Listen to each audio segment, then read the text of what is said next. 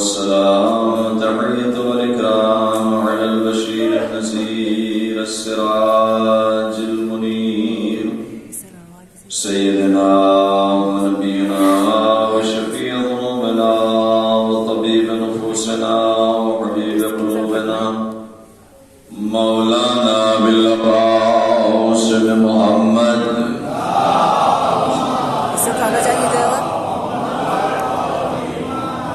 وإلى بيته الطيبين الأنجبين الأطهرين الغر الميامين المعصومين الذين ذهب الله عنهم الرجس وطهرهم تطهيرا.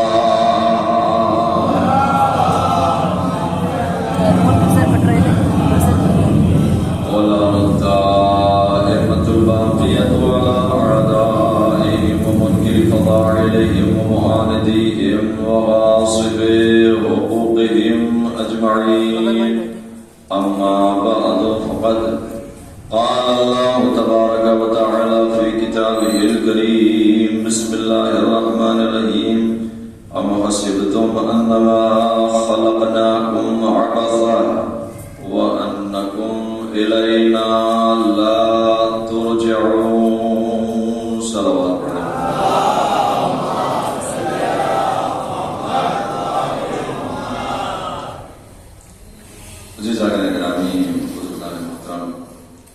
آغاز کلام میں گزارش ہے کہ پسماندگان کی دلی تسلی کے لیے مرتبہ سورہ حمد اور 3 مرتبہ سورہ اخلاص کی تلاوت فرما کر مرحوم امیروں کو ارشاد فرماتے ہیں. بسم اللہ الرحمن الرحیم.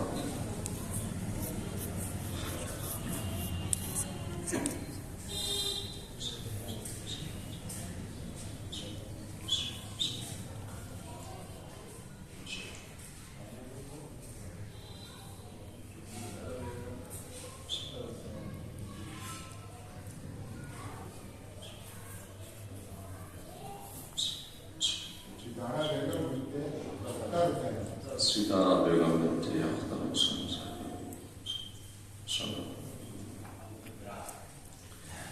عظمت اہل بیت پہ بلند ترین صلوات پڑھیں.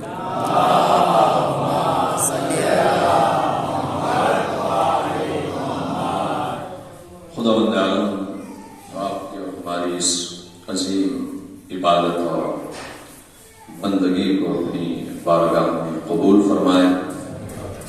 ظاہراً اس سے بڑی اس وقت کوئی عبادت نہیں ہو سکتی کہ آپ کا وجود کچھ غمگین افراد کی دلی تسلی کا سکون قرار پائے. تو مومن کی جو وجود دلی تسلی کے لیے حاضر ہو اور مختصر سا معمولی سا اگر آپ کے وجود سے اس کو صبر اور اس کے دل کو تسلی پہنچ جائے، تشفی پہنچ جائے، اس دل برداشتہ کو اگر سہارا مل جائے تو اس سے بڑی کوئی عبادت نہیں ہو سکتی. قرآن مجید کی عظیم آیت کریمہ کی جس کو سرنامہ گفتگو قرار دیا، ترجمہ انشاءاللہ بعد میں پیش کرتا ہوں، لیکن اس آیت کی تفسیر اور ترجمے سے پہلے آپ کی خدمت میں عرض کروں کہ ہمارے استاد عزیز استاد محترم مرحوم جب بھی قرآن مجید کی تلاوت کیا کرتے تھے اور اس آیت کریمہ پر پہنچتے تھے تو رکنے کے بعد آپ قطار میں لیا کیا کرتے تھے. اب آپ سوچیے کہ جس کو آیت کو عنوان گفتگو قرار دیا گیا ہے وہ کوئی عام آیت نہیں ہے، بلکہ ایک تدبر آمیز اور ایک فکر آمیز ہے جس پہ انسان رکنے کے بعد یوں تو پورا قرآن دیکھیے اللہ نے ہدایت بشریت اور ہدایت انسانی کے لیے نازل کیا ہے، لیکن اگر انسان غور کرے، فکر کرے اور ایک آیت کو بھی اپنے وجود کا حصہ بنا لے تو پھر وہی آیت کامیابی کا ذکر ہو. لیکن اگر پورا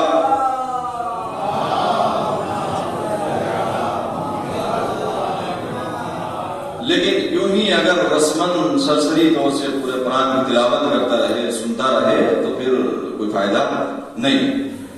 جناب لقمان جن کے بارے میں اختلاف ہے، غور فرمائیے میرے عزیزو، جن کے بارے میں اختلاف ہے، بعض کہتے ہیں نبی تھے، بعض کہتے ہیں نہیں نبی نہیں تھے، وہ اپنا ایک مرحلہ، لیکن یہ بات مسلم ہے کہ ان کی شخصیت اتنی عظیم تھی کہ اللہ نے ان کے نام کا سورہ رکھا ہے جسے سورہ لقمان کہا جاتا ہے.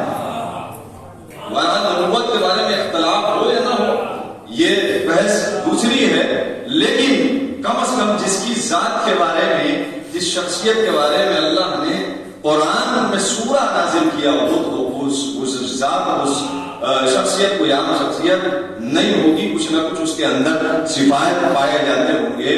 اور یہ کون ایک معمولی شخصیت ہے میرے عزیز، آپ بالکل ایک بندگان خدا، ایک صالح بندے ہیں، صالح کے بندے کے طور پہ ہم لے سکتے ہیں. بالکل ایک عام شخصیت ہے کہ جس کی نظیر اللہ نے سورہ لقمان میں پیش کی ہے، بڑی بڑی نصیحتیں اس میں موجود ہیں.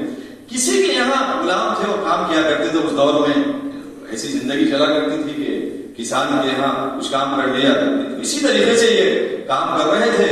بہرحال یہ چونکہ ناصح بھی تھے. اب جس کو قرآن کوٹ کرے میرے عزیز، وہ کوئی عام شخصیت نہیں ہے، عام ذات نہیں ہے. تو اس کے ساتھ ساتھ نصیحت بھی اور تبلیغ کی ساری باتیں جاری رہتی تھی. اب یہ آقا کو دیکھتے تھے کہ ہمارا آقا عمل سے بہت دور ہے. اور فرمائیے میرے حضور، یہ ابتدائی بات تمہیدی بات ہے، لیکن اگر یہی ہمارے اور آپ کے وجود کا حصہ بن گئی تو بس یہی مجلس کی کامیابی ہے اور ہمارا پیغام بھی آپ تک پہنچ جائے گا، اور انشاءاللہ اس کا احسان ثواب اور ہما کی رسول اور ان کے درجات بلند ہو جائیں گے. میرے حضور آقا عمل سے بہت دور تھا، پیچھے تھا، عمل وغیرہ انجام لاپرواہ انسان جسے کہا جائے کہ آزان ہوتی رہے، انسان بستر خواب کو نہ چھوڑے، اسی طریقے سے ایک لاپرواہی کے عالم میں. خیر چونکہ صالح ہے، اللہ کے بندے تھے، اور دل جو ہے وہ جب آپ دیکھیے نبی علیہ السلام جو ہے اگر کسی کو دیکھتے تھے کہ یہ راہ مستقیم چہٹ کر جہنم کے راستے کی طرف جا رہا ہے تو ان کا دل بے پناہ تڑپ جاتا تھا. کیوں؟ اس لیے کہ جس کے لیے آئے ہیں ایک نبی کے دل کو کوفت ہوتی تھی. امام حسین علیہ السلام آپ دیکھیے قربانی کربلا کے میدان میں آپ نے جو قربانی پیش کی ہے، آخر دم تک آپ ہدایت کرتے رہے، نہیں کرتے رہے. سوال زخم الگ ہے لیکن تم راہ ہدایت پہ آ جاؤ. تو آپ سوچیے یہ آقا لاپرواہ تھا اور کبھی ادھر کی کبھی ادھر کی، کہتے تھے بھائی نماز پڑھیے، روزہ رکھیے، رمضان آتا تھا. ابھی ایک لفظ کہا کرتا تھا، توجہ میرے عزیزو، جو ہمارے درمیان میں بھی آئے، یہ لفظ کہا کرتا تھا اللہ غفور الرحیم ہے، اللہ بڑا مہربان ہے، اللہ بڑا کرم کرنے والا ہے. آئیے مسلح پر آئیے، اللہ آواز دے رہا ہے کہ نہیں اللہ مہربان ہے. زکات کا وقت آ گیا، زکات نکالیے کہ اللہ جہنم کی آیات پڑھتے ہیں، نہیں اللہ بڑا مہربان ہے، اللہ بڑا رحیم ہے. اب یہ کہ اس کا کیسے کیا جائے؟ اللہ تو واقعہ غفور رحیم ہے اور اس کی رحمت، اس کی غضب پہ جو ہے وہ سبقت رکھتی ہے، اس کی شان ہی اعلیٰ ہے، وہ چاہے تو جسے بخش سکتا ہے. اب انہوں نے کہا ٹھیک ہے، اب یہ کھیتی کسانی کا اپنا اس کا کام کیا کرتے تھے. ایک دن آقا نے بلایا اور حکم دیا کہ جائیے یہ گندم ہے اور کھیت کی جتائی ہو چکی ہے، یہ گندم ڈال کے آئیے، یعنی گندم جو ہے کھیت میں بو دیجیے. خیر ٹھیک ہے، موقع کو انہوں نے غنیمت سمجھا. توجہ میرے سے، یہی اگر پیغام آپ کے وجود کا حصہ بن گیا تو کافی. انہوں نے اس گیہوں کی بوری کو اسی مقام پہ رکھا جہاں اس بور میں رکھی ہوئی تھی، اس کی جگہ جو اٹھائے اور لے جانے کے بعد کھیت میں ڈال دیے، واپس آ گئے. اب یہ جو آقا تھے کسی وجہ سے، بس یہی بات کافی ہے میرے لیے، مجالس سے مسلسل ہیں اور انشاءاللہ آپ کے روح خداوند تعالیٰ نے مجھے توفیق دی ہے کہ آپ کے اوپر ہوں. کل بھی مجلس ہے، اس کے بعد مسلسل مجلس ہے 2-4، اور کل بھی مجلس تھی، باتیں وہاں کی تھی، ملا جلا کے آپ کی خدمت پیش کی دیتا ہوں. خیر وہ بوری انہوں نے آقا نے حکم دیا تھا وہ وہیں پر، اور انہوں نے جو کی بوری لی اور جانے کے بعد بو دی. اس کے بعد ہی چلے آئے. کچھ دن کے بعد ہوا یہ کہ اپنا ادھر ادھر گھومتے ہوئے نکلے، کیا دیکھا اس بوری پہ نگاہ پڑ گئی. اس اناج پہ جو بیج دیا گیا تھا اس پر نگاہ پڑی تو دیکھا تو ایسے کیسے ہی بلایا کہ لقمان ہم نے تمہیں حکم دیا تھا، ہمارے حکم کی تعمیل نہیں کی. نہیں سرکار، میں جیسے حکم دیا تھا، ہم تو آپ کے خادم ہیں، آپ کے نوکر ہیں، غلام ہیں، بھلا ایسا کیسے ہو سکتا ہے کہ ہم آپ کے حکم کی تعمیل نہ کریں؟ نہیں، آپ نے حکم کی تعمیل، ہم نے کہا تھا یہ گندم کھیت میں جانے کے بعد آپ کو بونے ہیں. کہا کہ ہم اپنا کام کر رہے ہیں. اب کیا کیا؟ ہم نے جو ڈال دیے ہیں، آپ کو گندم چاہیے، گندم مل جائیں گے. توجہ میرے عزیزو، ہم نے جو ڈال دیے ہیں. آپ کی طلب یہ ہے کہ گندم، بس آپ کو گندم مل جائے گا، کام ہم نے اپنا کر دیا آپ کے حکم کی. ہم یہ کیسی باتیں کر رہے ہو؟ آپ حکیم ہیں، عقل مند ہیں. کہیں ایسا ہوتا ہے کہ ڈالا جو جائے گیہوں آ جائے؟ جب ہمارے یہاں رہتے تو کہیں ایسا ہوا ہے؟ آپ کو حکیم ہے، آپ کو عقل مند ہے. کہیں ایسا ہوتا ہے ڈال گیا ہے آپ جاؤ اور کاٹو کیا گیہوں؟ کہیں ایسا دیکھا ہے؟ بس سرکار مسئلہ یہی ہے کہ جب جو ڈالنے کے بعد انسان گیہوں نہیں لے سکتا تو بغیر نماز کے، بغیر اعمال کے، بغیر زکات کے، بغیر روزوں کے اللہ جنت کیسے دے سکتا ہے؟ صلوات پڑھنے محمد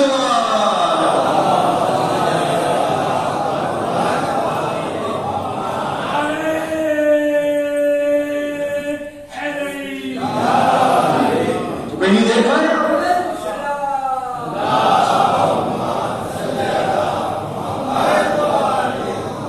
میں نے کل بھی اس کو ماشاء اللہ ہمارے تشریف فرما تھے اور میں نے کل بھی اس جملے کو کوٹ کیا تھا وہاں مجلس میں مغلے پر. کافی افراد وہاں تشریف فرما تھے، کچھ چیزیں یہاں بھی دکھائی دے رہے ہیں میرے عزیزوں. اللہ عادل ہے، اللہ عادل ہے. ہو ہی نہیں سکتا کہ خداوند عالم ایک وہ انسان کی جو شب زندہ داری کرنے کے بعد صبح کی نماز اذان ہوتی ہے اور سارے اپنی زحمات اور یہ بستر اور ساری چیزیں گرم بستر چھوڑنے کے بعد آتا ہے، ٹھنڈے پانی سے وضو کرتا ہے، اللہ کی بارگاہ میں سجدہ ریز ہو جاتا ہے. ایک وہ انسان اور ایک وہ انسان کی جو سکون سے اللہ کی رحمت پر ہمارے شامل حال ہو جائے، کیسے برابر ہو سکتا ہے میرے عزیزوں؟ یہ اللہ کی عدالت پہ ہاتھ آتا ہے، اللہ کی عدالت. اللہ ایسا نہیں، اللہ عادل ہے. اگر جو بویا ہے تو جو کاٹو گے، اگر گیہوں بویا ہے تو گیہوں کاٹو گے. صلوات پڑھنے محمد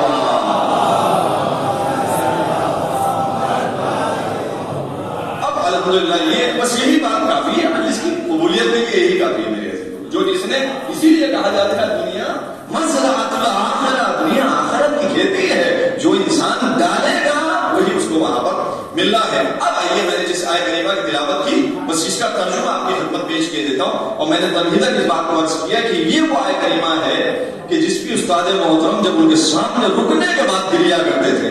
اب آپ عرفان دیکھیں، قرآن مجید کے بہت سے ایسے فضائل و کمالات ہوتے ہیں، کبھی کبھی ان کو سرسری نہ سنا کیجیے گا میرے عزیزوں.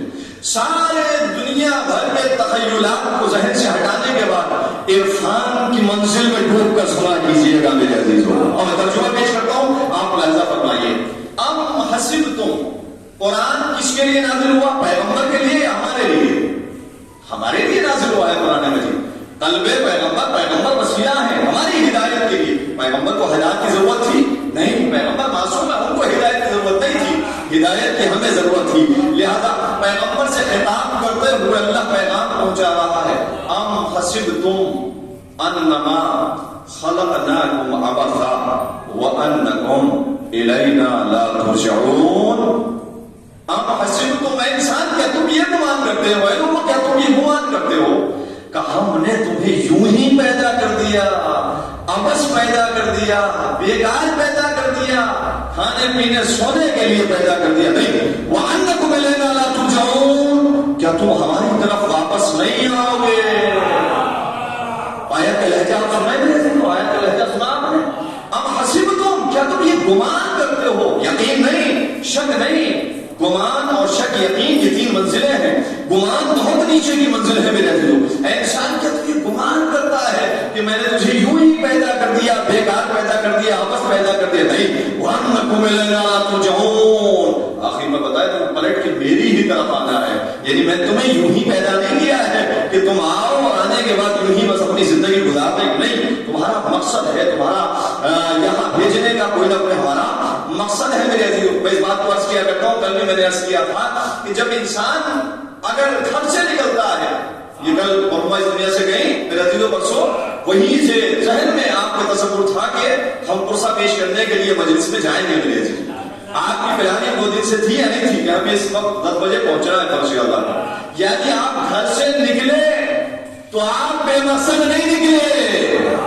مجھے فرمانے آپ گھر سے نکلے تو بہدف نکلے، بے ہدف نہیں نکلے. جب یہ اللہ کی مخلوق اگر گھر سے قدم نکالتی ہے وہ ہدف کے تحت نکالتی ہے، تو جو اللہ اسے پیدا کر رہا ہے اس کا کیا کوئی ہدف نہیں ہوگا؟ نہیں میرے عزیزوں. لہٰذا ہم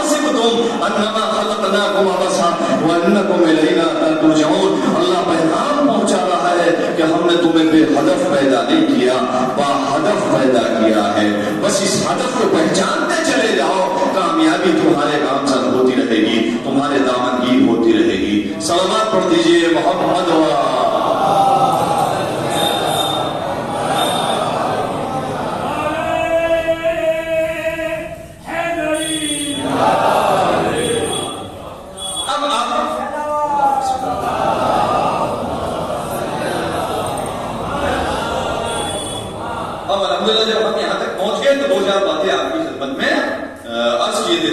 توجہ کا طالب میرے سے. تو اللہ نے بے مقصد انسان کو پیدا نہیں کیا ہے. اب اس مقصد کو پہچاننا ہے. ایک مبدا ہے، اس لیے امام نے فرماتے ہیں رحمۃ اللہ امرأن علما یا عارفا، بعد میں علما ہے بعد میں عارفا ہے. عارفا من عین الی عین وفی العین کا رحمت اللہ کی اس شخص کے شامل حال ہو کہ جو یہ جانتا ہے کہ کہاں سے آیا ہے، کہاں جانا ہے اور کہاں رہ رہا ہے. یعنی جو اپنا مبدا بھی جانتا ہے، اپنا مقصد بھی جانتا ہے، اس کے درمیان کی منزل ہے اس کو بھی جانتا ہے. امام اس کے لیے دعا فرما رہے ہیں میرے عزیز. لیکن جو نہیں جانتا تو بس یہاں تک ہماری ایک بات ہوئی کہ اللہ نے انسان کو بے ہدف پیدا نہیں کیا، با ہدف پیدا کیا ہے. اس ہدف کو پہچاننے کی ضرورت ہے، اور انشاءاللہ جس نے اس ہدف کو پہچان لیا اس کی زندگی کامیاب ہو. کامران ہے لا تزر وازرۃ وزر اخرى. قرآن کی آیت ہے کہ کوئی بھی کسی کے عمل کا بوجھ نہیں اٹھائے گا. ہم سے جب کہا جاتا ہے، آج کل ہوتا یہی ہے میرے عزیزوں، اکثر جو باتیں کی جاتی ہیں 2 سال کے عرصے میں کافی تجربات ہوئے، جتنی باتیں ہم سے کہی جاتی ہیں وہ یہ کہا جاتا ہے کہ فلاں یہ کر رہا ہے، فلاں وہ کر رہا ہے، فلاں یہ کر رہا ہے، فلاں وہ کر رہا ہے. قرآن کیا کہتا ہے؟ توجہ میرے عزیزوں، قرآن کیا کہتا ہے؟ لا تزر وازرۃ وزر اخرى. کوئی بھی کسی کا بوجھ نہیں اٹھائے گا وہاں پر. آپ توجہ کر رہے ہیں؟ فلاں یہ کر رہا ہے، فلاں وہ کر رہا ہے، فلاں نماز نہیں پڑھتا، فلاں روزہ نہیں رکھتا، فلاں یہ کر رہا، فلاں وہ کر رہا ہے. قرآن نے کیا کہا؟ کوئی کسی کا بوجھ نہیں اٹھائے گا. قیامت میں کوئی کسی کا بوجھ نہیں اٹھائے گا. اگر وہ کر رہا ہے تو اس پہ اپنا عمل کا حساب خود دینا ہے. امام خمینی کے پاس ایک شخص آیا، علی دین ابا پہننے کے بعد اس نے کہا میں حضور انقلاب لانا چاہتا ہوں. توجہ میرے عزیز، ابھی یہ بات آ گئی، انقلاب لانا چاہتا ہوں، قوم کے درمیان میں یہ کرنا چاہتا ہوں، بڑی خرابیاں ہو گئی ہیں. آپ نے مسکرانے کے بعد دیکھا اور دیکھنے کے بعد کہا اچھا تم انقلاب لانا چاہتے ہو؟ اگر تم اپنے اس وجود میں انقلاب لے آؤ تو پورا معاشرہ اور سماج منقلب ہو جائے گا. تو اگر انسان فردن فردن اپنی تربیت کرتا رہے تو خود بخود معاشرہ اور سماج سدھرتا رہتا. سب دے دے محمد والے.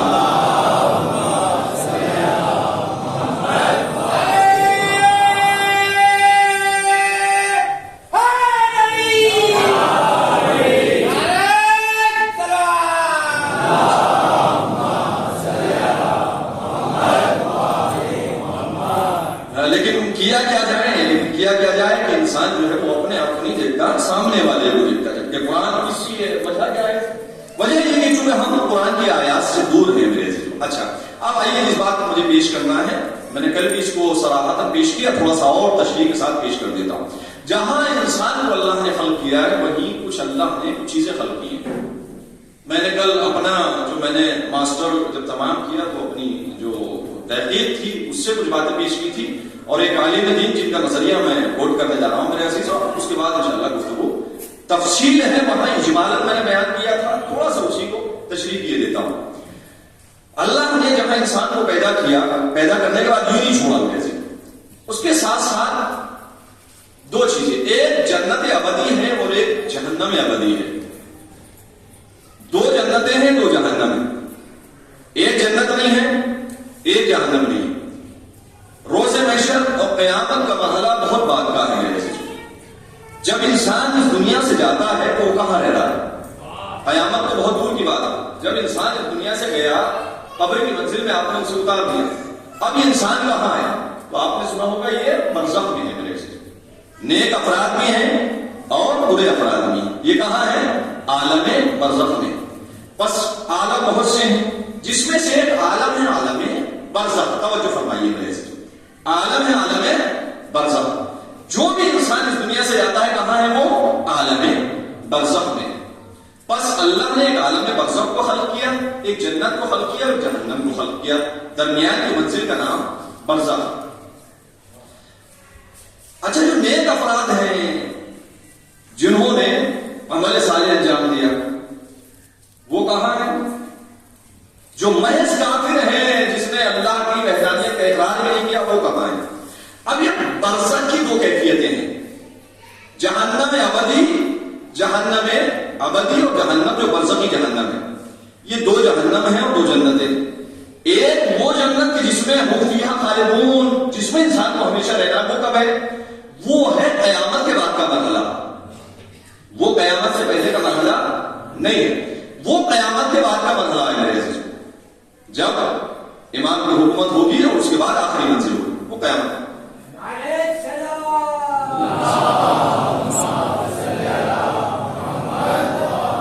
حساب کتاب ہونے کا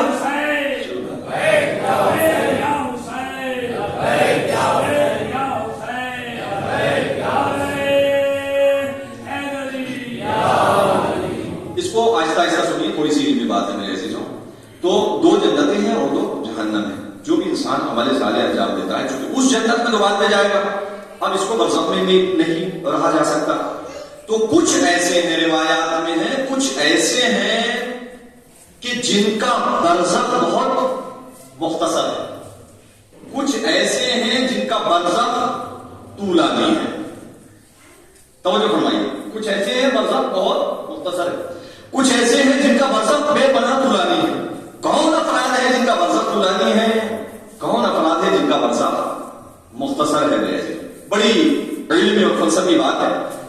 کچھ افراد ایسے جن کا برزخ بڑا طویل، کچھ افراد ایسے جن کا برزخ مختصر۔ تو علماء نے بیان کیا کہ دو افراد ایسے جن کا برزخ مختصر ہے، ایک وہ جنت، دو ایک ابدی جنت جو روز محشر کے بعد جانا ہے، ایک ابدی جہنم جو قیامت کے بعد اس کو، ایک برزخی جنت ہے، ایک برزخی جہنم ہے۔ یعنی اس برزخ میں بھی جنت بھی ہے اور جہنم بھی ہے، جسے برزخی جنت کہا جاتا ہے، جسے برزخی جہنم کہا جاتا ہے۔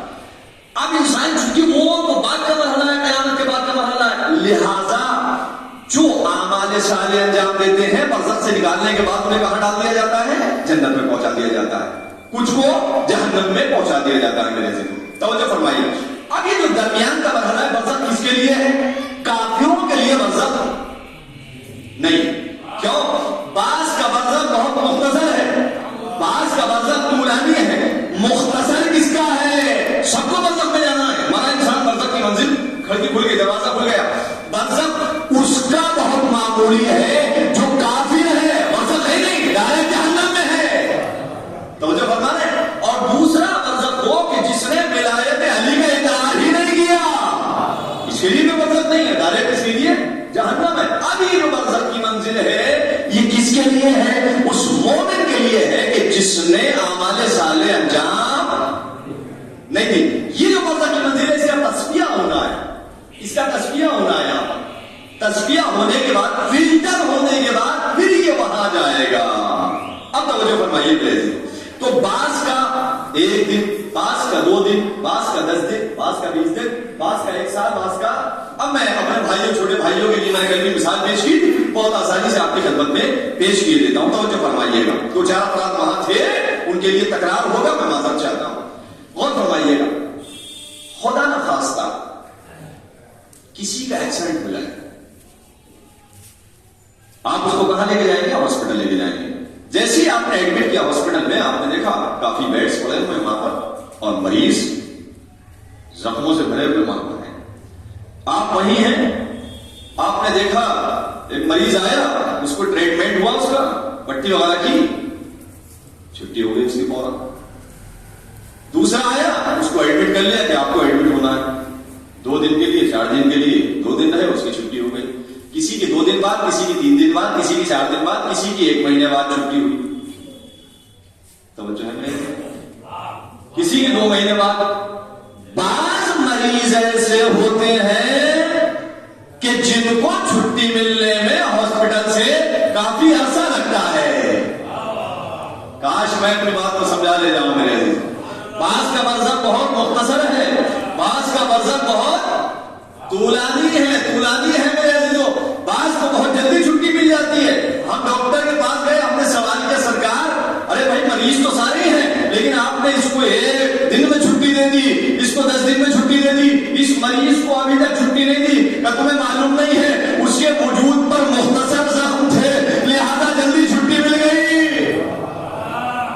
اور اس کو جلدی چھٹی مل گئی, اس کو جلدی چھٹی کیوں؟ اس لیے کہ بہت مختصر اس کے وجود پر زخم تھے لہذا جلدی چھٹی مل گئی. بھائی بعض مثال آپ کی خدمت میں پیش کی, اگر بات واضح ہو گئی. بعض کا برزخ بہت مختصر ہے, بعض کا بہت طولانی ہے. کس کا طولانی ہے, کس کا بہت مختصر ہے؟ اس شخص کا بہت مختصر برزخ ہے کہ جس کے گناہ بہت کم ہو, لیکن جس کے گناہ بہت زیادہ ہے جب تک وہ تسمیہ نہیں ہو جائے گا, آپ کو پاکیزہ نہیں ہو جائے گا, اس وقت تک چھٹی نہیں ملنے والی. زبان میں دے محمد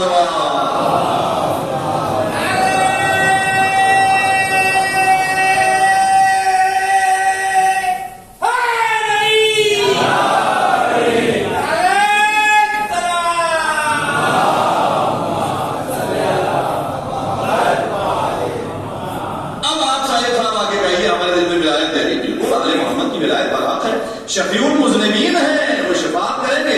لیکن مولانا نے خود فرمایا کہ برزخ کا انتظام آپ کو خود لے کر کے جانا ہے. ہم کہاں ملیں گے؟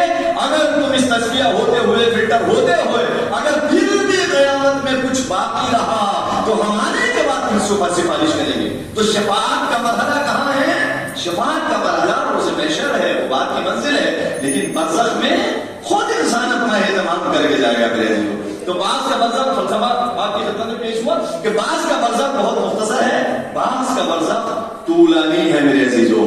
پیغمبر مسجد میں تشریف فرما ہے, اصحاب کا مجمع ہے, جناب سلمان بھی ہیں, ابو ذر بھی ہیں, مقداد بھی ہیں.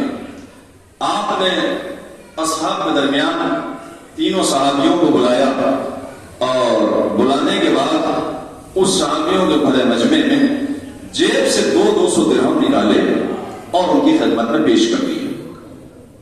مسجد میں سارے اصحاب ہیں, 200 درہم سلمان کو دیے, 200 دیے ابو ذر کو, 200 دیے مقداد کو, تینوں کو 200 درہم مل گئے. حضور خیریت ہے کہ 200 درہم کا بس آج ہماری طرف سے تمہیں ہدیہ ہے, لو اور لے کے جاؤ اور وہ خرچ کرو انہیں جو تمہارا دل کرے. اور حضور کی طرف سے ظاہر سی بات چھوٹ ہے لہذا گئے اور جانے کے بعد خرچ کر دیے. اگلا دن آیا, سب سے پہلے رسول اللہ نے سلمان کو بلایا. صبح تھی میرے عزیزوں, کہ سلمان یہ علی کا سپر رکھا ہوا ہے. وہ جو میدان میں جاتے ہیں نا سپر, اس میں چھوٹے چھوٹے کانٹے بھی ہوتے ہیں, وہ لگا لیا کرتے تھے, اس سے دفاع کیا کرتے تھے, حفاظت کیا کرتے تھے, سپر ہوتا تھا. کہ اس کو لے جانے کے بعد دھوپ میں رکھ دو. وہ عورت کی چلچلاتی اور دھوپ اور نوازت آفتاب سوچیے میرے تھے کہ اس کو دھوپ. صبح سے رسول اللہ نے اس کو دھوپ میں رکھوا دیا. نماز ظہر آئی, نماز ظہر جب ختم ہوئی ہے تو اب تینوں کو بلایا. پھر چونکہ نماز ظہر ختم ہوئی ہے تو سارا مجمع وہیں پر ہے, تینوں کو بلایا اور بلانے کے بعد ایک جگہ کھڑا کیا. سارے اصحاب یہ منظر دیکھ رہے ہیں. ایک ان کو حکم دیا کہ وہ جو سپر اپنے صبح رکھوایا تھا وہ ذرا لے کے آؤ ان کے درمیان میں. جلتا ہوا سپر لے کے ان کے درمیان میں رکھ دیا گیا. تینوں سے کہا کہ اس پر کھڑے ہو جاؤ. سب سے پہلے ابو ذر کو حکم دیا کہ کھڑے ہو جاؤ. رسول کا حکم کا کون انکار کر سکتا تھا؟ کھڑے ہوئے کہ وہ جو 200 درہم دیے تھے ذرا اس کا حساب تو دو. ایسی باتوں پہ کہاں داد ملتی ہے, ایسی باتوں پہ کہاں بھی آداب ہوتے, اس کی ملا کرتی ہے. غور کیا آپ نے, اور فرمایا کہ وہ جو کل 200 درہم دیے تھے نا اس کا ذرا حساب تو پھر انہوں نے حساب دینا شروع کیا. 5 درہم فلاں جگہ خرچ کیے, 5 ادھر 10 ادھر, اور یہ سارا حساب کتاب. جب تک حساب ختم نہ ہو گیا خیر یہ اپنا حساب کر کے اور نیچے اترا 200 درہم کا حساب کر دیا گیا. اب دوسرے سے کہا, پہلے مقدار دام دیا تھا میں نے, دوسرے کا ابو ذر تم بھی کھڑے ہو جاؤ. ابو ذر گئے اور وہ 200 درہم کہاں خرچ کیے, انہوں نے 2 4 کر کے جہاں جہاں خرچ کیے تھے انہوں نے بھی گنانا شروع کر دیے. اور وہ جب تک حساب دیا ہوگا ظاہر سی بات ہے جلنا ہوا یہ صرف جب تک حساب دیا ہوگا تب تک تو پیر جلے ہوں گے یا نہیں جلے ہوں گے میرے عزیزو؟ بالکل جلے ہوں گے. خیر یہ بھی حساب دینے کے بعد ہوتا رہا ہے. سلمان آخر میں سلمان سے کہا سلمان ذرا حساب دو. سلمان آگے بڑھے ایک پیر رکھا فوراً اتر گئے. حساب بڑا مختصر تھا. سلمان کیا ہوا؟ کہ یا رسول اللہ پیر رکھنے کے بعد کہا یا رسول اللہ آپ نے ادھر دیے تھے جیسی مسجد سے نکلا شاید مل گئے اللہ ہی ہمیں خیرات کر دیے. تو آپ نے ملاحظہ فرمایا جس کا جتنا حساب و کتاب زیادہ سلمان کا مختصر تھا. یا رسول اللہ ادھر سے دیا ادھر کو چلا گیا. اب میں یہاں سے اپنی تحریر اور ایک بات آپ کی خدمت میں پیش کرنا چاہتا ہوں میرے عزیزوں. رسول اللہ نے یہ 200 درہم دیے. ان کو یہ معلوم تھا کہ کہاں سے آئے ہیں, یہ کس کا حساب دے رہے ہیں. ان کو یہ حساب نہیں دینا کہ کہاں سے لائے ہیں. کاش یہ بات پہنچ جائے میرے عزیزوں. آخری فرق تک کی توجہ میرے عزیزوں. حساب ایک طرفہ ہے. رسول اللہ اس چیز کا حساب نہیں لے رہے ہیں کہ کہاں سے لائے ہو. کیوں؟ یہ جانتے ہیں کہ ہم نے دیا ہے. حساب نہیں لے رہے ہیں کہاں سے لائے ہو. فقط اس چیز کا حساب لے رہے ہیں کہ کہاں خرچ کیا ہے. لیکن اللہ کی بارگاہ میں ایسا نہیں ہے. دو حساب ہوں گے, کہاں سے لائے ہو کہاں خرچ کیا.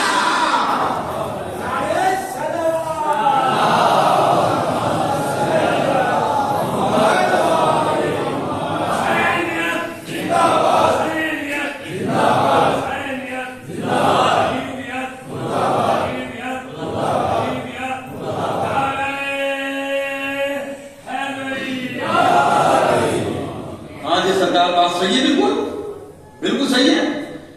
کہاں سے یہاں تو چونکہ معلوم تھا نا رسول اللہ نے دی ہے اور ان کو لینا بھی نہیں تھا. یہ بھی جانتے ہیں کہ ابھی ہم نے دیا لہٰذا ہم تحصیل حاصل ہوگا. لہٰذا یہ ادھر سے نہیں ہے, یہ ایک طرفہ ہے. کہاں خرچ کیے. لیکن وہاں ایسا نہیں ہوگا. وہاں یہ بھی حساب ہوگا کہ کہاں سے لائے تھے اور کہاں خرچ کیے. بس جو انسان یہ سمجھ لے تو اپنی زندگی کا اس نے ہدف اور مقصد کو پہچان لیا میرے عزیزو. تو برزخ اس کا مختصر ہے. تو کچھ نئی باتیں انشاءاللہ یہاں تک ایسا ہوں کہ آپ کے ہاتھ میں ضرور ہو جائے میرے عزیزو. تو برزخ کس کا مختصر ہے؟ برزخ اس کا مختصر ہے کہ جس کے وجود پر زخم گناہ کم ہو. اگر زخم گناہ زیادہ ہے تو پھر یہ اس لیے میں مولانا میں کبھی کبھی نہج البلاغہ ایک ایسی چیز ہے میرے عزیزو کہ جو بالکل ہمارے سماج اور معاشرے سے محجوب ہو چکی ہے. کیسے کیسے مطالب مولا نے پیش کیے ہیں میرے عزیزو. اس میں مولا فرماتے من قلت الزاد و بعد الطریق. مولا کھینچنے کے بعد کب کرتا ہے؟ جب کسی چاہنے والے کا یہ اس دنیا سے بھائی ماں کا غم ہے. آپ اسے اولاد سے پوچھیں کہ جب ماں اس دنیا سے چلی جاتی ہے کیسا دل پر ٹھیس پہنچتی ہے میرے عزیزوں. وہ کر کے انسان کب روتا ہے جب اس کے دل پر چوٹ لگتی ہے. ایسے نہیں ہوتا. مولا کیا کرے گا؟ نہج البلاغہ کے الفاظ ہیں من قلت الزاد و بعد الطریق. راستہ کتنا طویل ہے, زاد راہ کتنا کم ہے. کاش علی کے نمازی کو سمجھ لیا جاتا. ذات راہ یعنی مولا اس سننے سے فرمانا چاہتے ہیں کہ ذات راہ خود ہی لے کے چلنا ہے. اس کا انتظام خود ہی لے کے چلنا ہے. وہ آخری منزل ہے کہ جہاں پر مولا شفیع المسلمین ہے. لیکن اس کا انتظام تو برزخ کس کا مختصر ہے؟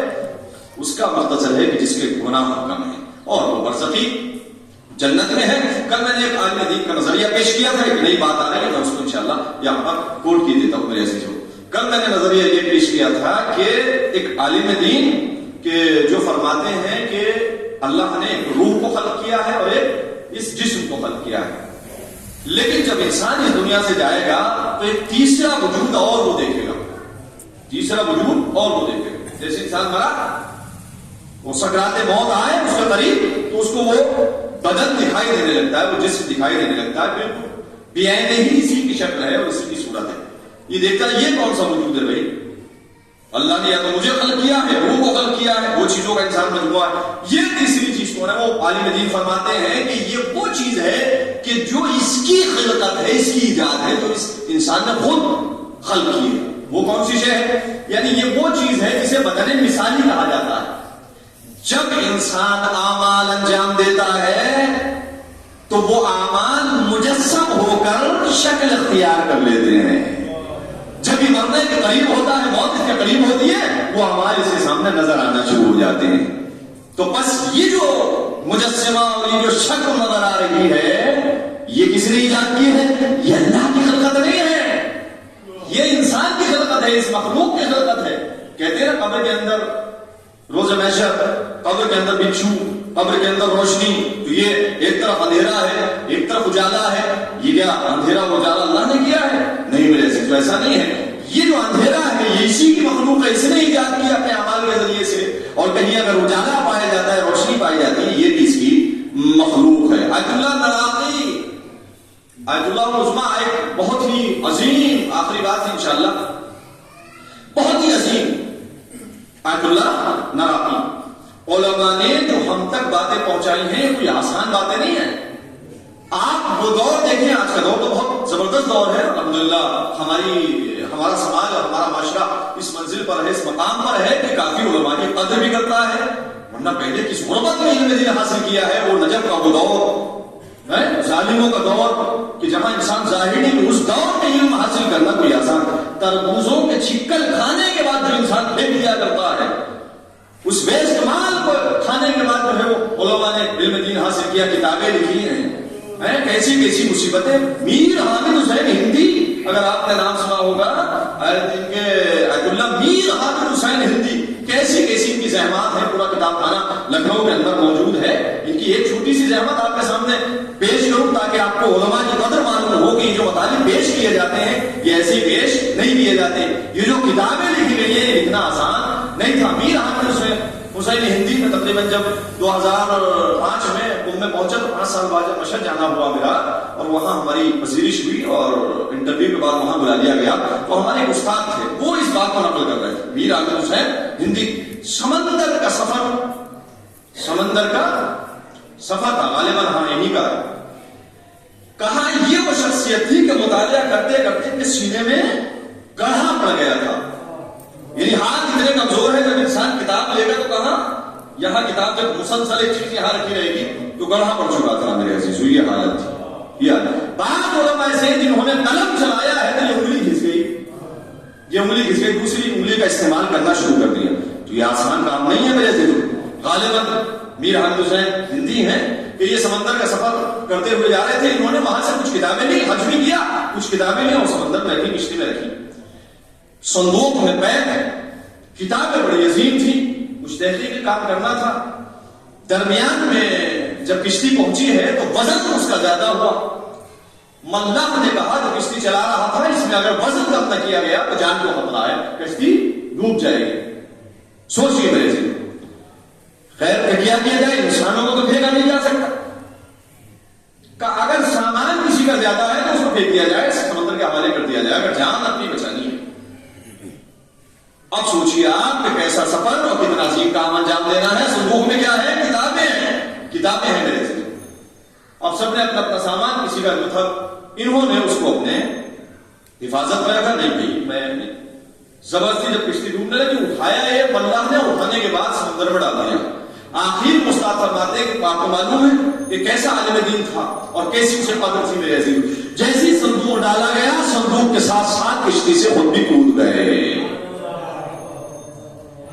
یہ عالم دین ہے. کتابیں ڈالی جا رہی ہیں لیکن کتابوں سے کتنا عشق ہے. علم دین ایسے نہیں پہنچا، ایسے نہیں پہنچا.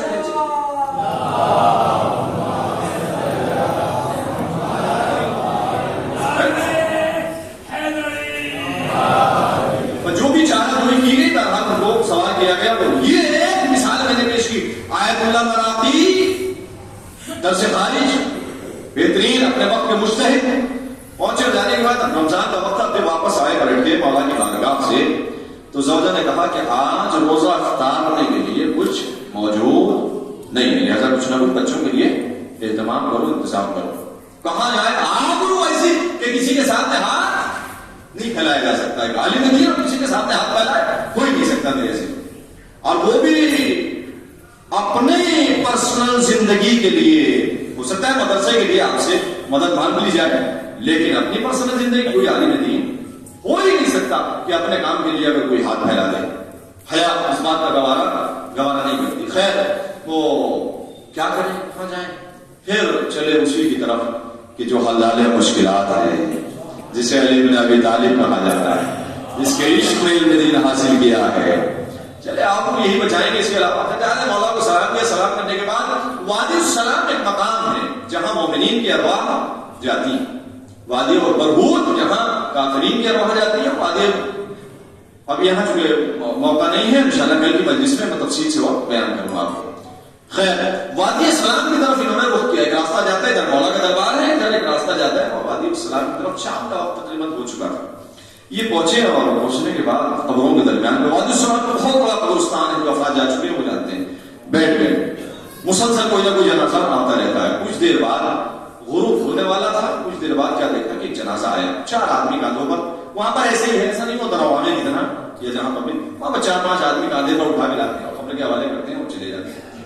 خیر لائے اور لانے کے بعد یہ دیکھا ماما ابا لباس پہنے ہوئے ایک شخص بیٹھا ہوا ہے. وہ آئے قریب اور ان کے جنازہ حوالے کیا کہ بھائی یہاں تک لانا ہمارا کام تھا. اس کے بعد آپ کی منزل ہے، نماز جنازہ پڑھائیے، تلقین پڑھائیے اور پینچی وغیرہ جو بھی کرنا ہے اور نیچے اتاریے اور اپنا کام ہم نے کر دیا.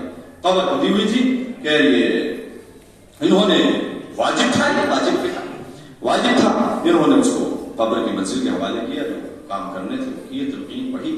تلقین اب جو پڑھنے کے بعد انہوں نے پیچھے پلٹ کے دیکھا. کیا دیکھا؟ قبر کے گوشے میں کھڑکی کھلی ہوئی ہے. توجہ کریں، یہ میری آخری بات ہے. قبر پہ پیچھے پلٹ کے دیکھا، قبر میں ایک کھڑکی کھلی ہوئی. اب انہوں نے پیچھے پلٹ کے جو دیکھا، اس میں جو جھانک کے دیکھا تو باغ نظر آیا. جب باغ نظر آیا تو ان کا دل خواہش ہی تو قبر تھی. سامنے مردہ لیٹا ہوا ہے جس کو ابھی تلقین دی. انہوں نے اس کا قدم رکھا. اب جیسے جیسے چلتے چلے جاتے بہترین زبردست. میں نے عرض کیا تھا نا، جنت ایک نہیں، جنت 2 ہے. جہنم ایک نہیں، جہنم 2 ہے. یہ جنت برزخی ہے اور جہنم. خیر یہ چلتے چلے جا رہے ہیں، چلتے چلے جا رہے ہیں. کیا دیکھا؟ ایک محل ہے، بہترین محل. محل میں داخل ہوئے. محل میں ادھر بھی راستہ جاتا ہے، ادھر بھی راستہ جاتا ہے. ایک راستہ جا رہا تھا. اب جب اوپر پہنچے کرسی لگی ہوئی ہے. اس کرسی پر وہی شخص کہ جسے ابھی قبر کے حوالے کیا تھا، جس کی تلقین پڑی تھی، وہی قبر بیٹھا ہوا ہے. ابھی جسے قبر کے حوالے کیا تھا. یہ بدن مثالی ہے، یہ بدن مثالی ہے. روح کہاں جاتی ہے؟ اس بدن مثالی. یہ وہی شخص بیٹھا ہوا ہے جس کو قبر کے حوالے کیا تھا. مجمع لگا ہوا ہے. اب وہ ایک دوسرے سے یہ بھی قریب میں پہنچ گئے اور باتیں سننے لگے. میرے عزیزوں، وہ یہ سوال کرتا ہے کہ فلاں وہ کیسا ہے، وہاں کے حالات کیسے ہیں، یہاں کے حالات کیسے ہیں، اور یہ بیان کرتے چلے جاتے ہیں کہ فلاں ایسا ہے، یہ ایسا ہے، تمہارے رشتے دار کی یہ حالت ہے، بہت غریب غربت میں ہے، وہ بہت پیسے ہیں. ساری چیزیں میرے عزیزوں بیان کرتے کرتے اسی اثنا میں انہوں نے دیکھا کہ ایک سانپ ہے جو آہستہ سے چلتا چلا آیا اور آنے کے بعد ان کے پیر میں ڈسا. ان کی حالت مختلف ہو گئی. رنگ پیلا پڑ گیا اور تھوڑی دیر کے لیے وہ جو مجلس جاری تھی اس میں سکون اختیار ہو گیا. بالکل خاموشی چھا گئی، بالکل خاموشی ملے تھے. خیر وہ واپس چلا گیا. یہ منظر دیکھ رہے تھے. آپ کو جو یہ حالت ان کی غیر ہوئی تھی، پھر اپنی اصلی حالت پر جب یہ آئے پلٹ کے، پھر آپس میں گفتگو شروع ہوئی. چند لمحوں کے بعد پھر اسی منزل سے وہ آیا اور آنے کے بعد پھر اس نے ڈسا اور پھر وہ اسی منزل کی طرف. پھر ان کی حالت ہے جب چند مرتبہ یہ ہو گیا تو ان سے برداشت نہ ہو سکا. انہوں نے سوال کیا کہ یہ بتاؤ بھائی یہ کون سا مقام ہے، اور تم تو وہی ہو جسے ہم نے ابھی خبر کے حوالے کیا تھا. یہ جو سب بیٹھے ہوئے مجمع کیسا ہے، کون سی جگہ ہے؟ تو انہوں نے بتایا کہ ہمارے سارے عزیزوں اقارب ہیں. جب کوئی جاتا ہے تو اس کے عزیز و اقارب ارواح آتی ہیں اس کا استقبال کرنے کے لیے، اس سے ملاقات کرنے کے لیے اور سب کے حال چال پوچھنے کے لیے. اپنے عزیز و اقارب کے یہ سب کے حال چال پوچھنے، یہ ہمارے عزیز و اقارب ہیں. اچھا ساری بات کہ یہ کیسے ہے یہ جو آ رہی ہے. بس آخری بات ہے اور انشاءاللہ اگر ہمارے وجود کا حصہ بن گئے تو کافی ہے. کہ یہ کیا یہ جو آتا ہے اور چند میں بعد یہ نسل چلا جاتا ہے. کہا مسئلہ یہ ہے کہ میں اپنے علاقے کا بہت دیندار انسان، جس کی دینداری کا عالم آپ نے خود ہی دیکھ لیا. ابھی تلقین پڑھائی اور اللہ نے مجھے کتنا بہترین محل دیا ہے. یعنی برزخ بھی بہت میرا مختصر، اور اس مختصر میں مجھے یہ برزخ کی جنت عطا کر دی گئی. پھر یہ کیا ہے؟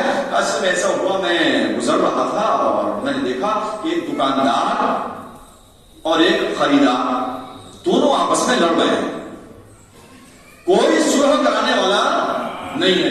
فساد کرانے والے بہت زیادہ ہوتے ہیں, تماشا دیکھنے والے بہت زیادہ ہوتے ہیں, لیکن اصلاح کرنے والا کوئی نہیں ہوتا میرے عزیز. خیر میں نے اصلاح کی غرض سے نیت میری سالم تھی, میں ان کے قریب پہنچا اور جانے کے بعد میں نے کہا کہ کیا مسئلہ ہے. وہ کہتا تھا کہ 5 درہم اس کے اوپر قرض ہے, وہ کہتے تھے نہیں 5 نہیں 4 ہیں, غالباً ایسے 4-5 کا ایک کا مسئلہ تھا. وہ ایک زیادہ کہتے تھے, یہ ایک کم کہتے تھے. میں نے درمیانی فیصلہ دیا کہ بھائی آدھا آپ اور آدھا آپ, یا تو آدھے میں اپنا فیصلہ کر دیا. لیکن حق دکاندار کا تھا. توجہ میرے سے, ہمیں یہ معلوم نہیں تھا. حق دکاندار کا تھا, وہ مقروض تھا, وہ جھوٹ بول رہا تھا. ہمیں تو علم الغیب نہیں ہے نا, علم غیب نہیں ہے, لیکن ہم نے فقط اصلاح کی غرض سے کہ تاکہ ان میں جھگڑا نہ ہو, اور جھگڑے کو سدھارنے کے لیے آدھے میں بات تمام کر دی کہ یہ اس آدھے کا اثر ہے. یہ کس چیز کا اثر ہے؟ یہ اس آدھے کا اثر ہے جو ہم نے انجانے میں. اب انہوں نے پلٹ کے سوال کر لیا تو ہمارے لیے قابل عبرت ہے, ایک امید کا سامان بھی فراہم کرتا ہے کہ سرکار اگر یہ ہے تو پھر یہ کیسے, کہ اس کے 2 مرحلے ہیں. ایک یہ کہ آپ جانے کے بعد ہمارے اعزاء و اقارب سے کہتے ہیں کہ وہ واپس کر دے, یا تم میری طرف سے اسے واپس کر دو. ایک مرحلہ تو یہ عذاب ٹل سکتا ہے. دوسرا یہ کہ قیامت جب آئے گی, شفیع المذنبین پیغمبر کی ذات ہوگی, علی بن ابی طالب ہوں گے, اہل بیت علیہ السلام ہوں گے, ہم ان کے سامنے یہ پیش کریں گے کہ نادانی میں غلطی ہو گئی, اگر ان کے وسیلے سے اللہ بخش دے.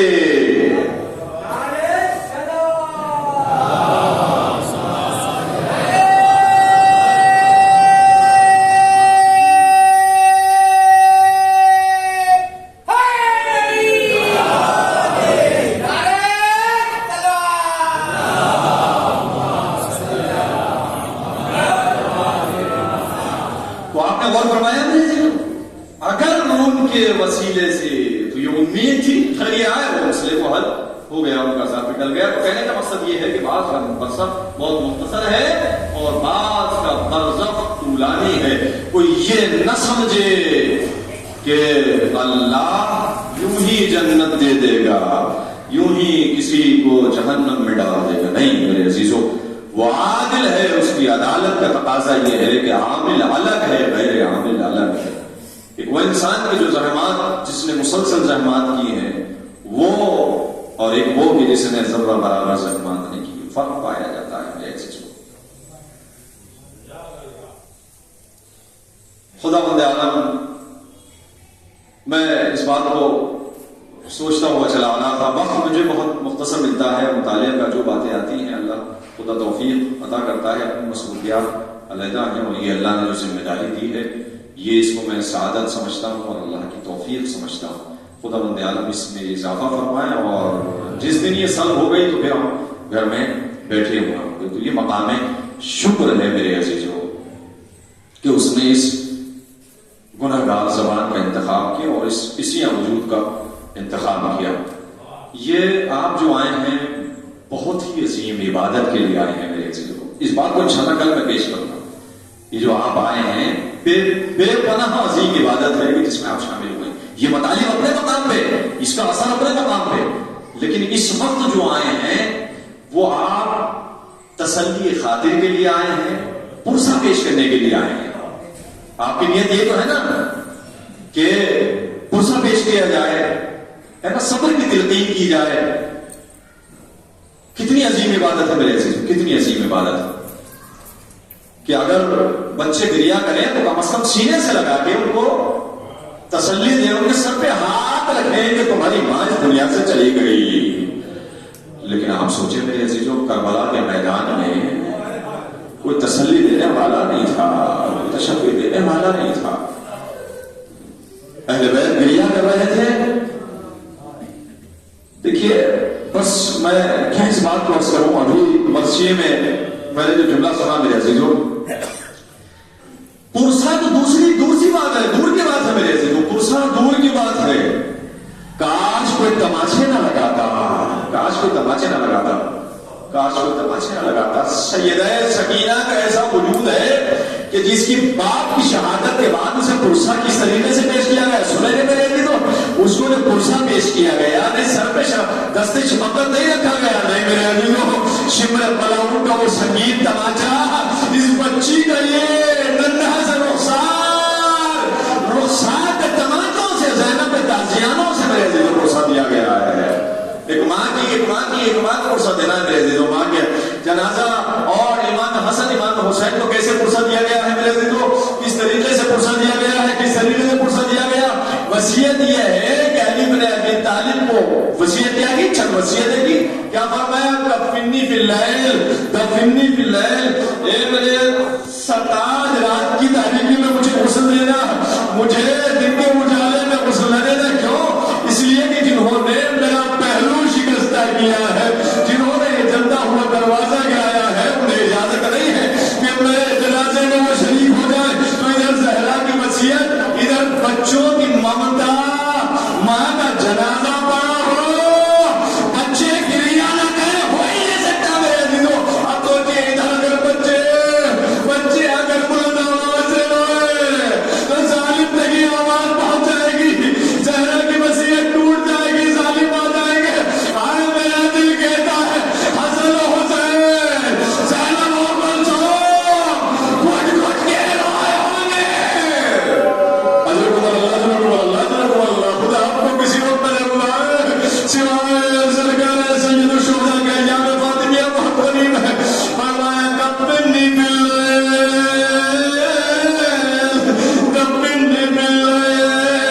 علی مجھے رات کی تاریکی میں غسل دینا علی مجھے رات کی تاریکی میں دفن کرنا آئے راز رہ جاتا اگر علی غسل دیتے ہوئے چیخ نہ مارتے کوئی تعالی سوال کی علی تیرے خیبر اکھاڑنے والا علی بڑا اس طریقے سے گریا کر رہا ہے مظلومیت کے ساتھ فرمایا تمہیں نہیں معلوم آئے میرے سامنے مسئلہ ٹوٹ گئی لیکن جب برابر مجھ سے شکوہ نہ کیا جنازہ تیار ہوا میرے عزیزوں قبرستان میں لے جانے سے پہلے ایک مرتبہ بچے سے کہا ماں کا آخری دیدار کر لو تسلی خاطر کے لیے میں عرض کرنا چاہتا ہوں آپ نے اپنی ماں کا جنازہ ارے بڑے احترام سے اٹھایا غسلوں کا من بھی دیا کائنات کی شہزادی زہرا کتنا جب میں ابھی آپ کے ماں کے جنازے میں ہائے مظلومیت سیدہ رسول کی بارہ جگار رات کا سناٹا چند افراد ہیں جو جنازے میں شریک ہونے والے ہیں بچے گریا نہیں کر سکتے زینب و کلثوم گریا نہیں کر سکتی آپ ماں کا حضوری دیدار کر لو بچے آئے ماں کے جنازے دل بڑھ گئے لیکن چھوٹا بیٹا اپنی ماں کے بغیر سوتا نہیں تھا کہ اماں جب تک نہ بلائے گی میں نہیں آؤں گا جیسے ہی حسین کے لبے مبارک سے جملے نکلے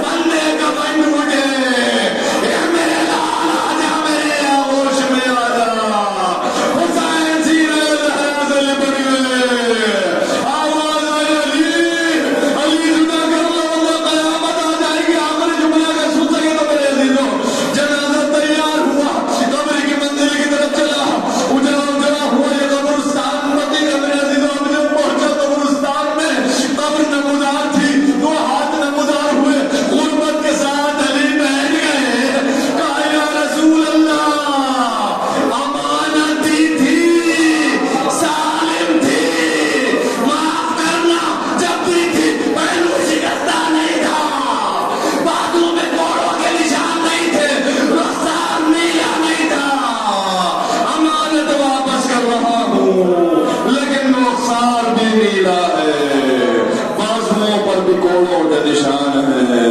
پہلو بھی شکستہ ہے یا آپ کی شہادت کے بعد امت نے یہ حال کیا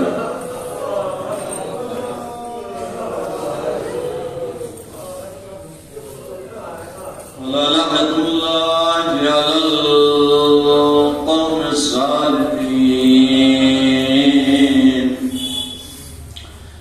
رضا بقضائه وتسلیم الامرہ الہی مجلس کو شرف قبولیت عطا فرما ناظرین کی تمام دلی حاجات کو پورا فرما۔ اللہ کے روزگار نے برسر روزگار فرما، جنہیں روزگار دیا ہے ان کے رزق و روزی میں برکت عطا فرما۔ پروردگارا یہ جو مطالب ہم نے بیان کیے ہیں اس مجلس میں، ہمیں اپنے وجود کا حصہ بنانے کی توفیق عطا فرما۔ اے میرے اللہ ہمارے امام کو ہم سے راضی و خوشنود فرما۔ سب سے اہم دعا کہ جو ہر مومن کو مسلسل کرنی چاہیے، پالنے والے اگر کوئی نیک عمل کی توفیق دی ہے تو اس توفیق میں اضافہ فرما۔ پروردگارا ہم سب کے گناہوں کی مغفرت فرما، اس مرحومہ کے درجات بلند فرما، اس مجلس کا ثواب اتنا معین کیا ہے، اہل بیت کے صدقے میں ان کی نوروں کو ارسال فرما، ان کی روح کو اجازت دے پالنے والے کہ وہ سید زہرا کی زیارت سے مشرف ہو سکیں۔ پروردگارا تو زیادہ امتحان والے زمانہ پورا شوق ہے، پالنے والے ظلم و ستم کی البار ہے، حقیقی وارث آخری وارث صاحب الزمان کے ظہور میں تعجیل عطا فرما، ہم سب کو کیا بار انصار میں شمار فرما۔ ربنا تقبل منا انک انت السمیع العلیم۔ آخر میں پھر گزارش ہے کہ ایک مرتبہ سورہ حمد پڑھتے ہیں، مرتبہ سورہ اخلاص کی تلاوت فرما کر مرحومہ کے کو ارسال فرما۔